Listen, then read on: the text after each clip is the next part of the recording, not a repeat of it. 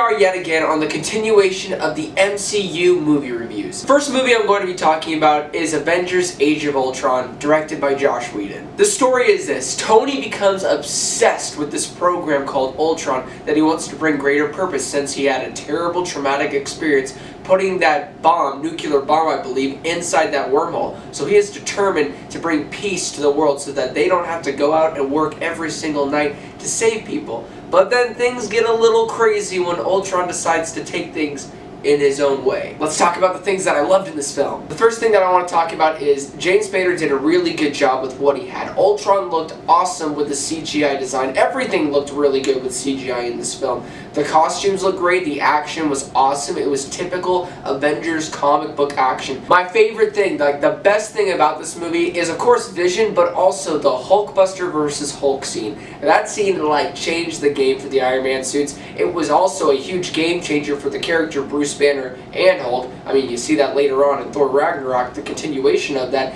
But that scene was just so entertaining, so epic, so action-packed, and so emotional at times in the sense of like, for me, this is how I saw it, all the destruction that was happening, and later on they bring that on in Civil War. The consequences of your actions can never go away, especially on this big of a scale. Other thing that I loved in this film is the new characters, Scarlet Witch and Quicksilver. Great additions, great endings for these characters, and I thought it was just a bang-up job from the actor and actress. The last thing that I loved in this film was a particular scene with Steve and Tony where it was hinting for the future of their fate as friends and what their relationship would look like in future installments for the Marvel Universe. I just thought it was a really well done scene, and it got me hyped for what Marvel had coming next after this movie. Now, after saying all of that, these are the things that I didn't necessarily love about Avengers Age of Ultron. It seemed like Winter Soldier never happened. The continuation of that story just seemed like nothing ever happened. Yeah, they talked about S.H.I.E.L.D. and how, you know, this is what S.H.I.E.L.D. should be, but you didn't really feel the dramatic weight of what happened in that movie. The other thing that I did not like quite as much as maybe other people was the Black Widow and Hulk forced relationship scenes.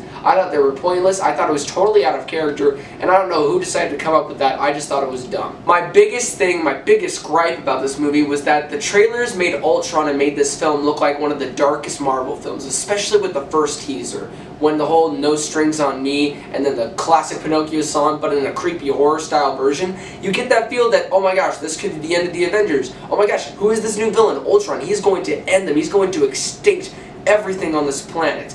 But he comes across as a comedic, satire, weirdo villain. Overall, I really enjoyed Avengers Age of Ultron. It is not as good as the first Avengers film, but I did, however, have a really good time. I'm going to give Avengers Age of Ultron a worth seeing. And if you want a specific score, I'm going to be giving it a 7.5 out of 10. On to the next film.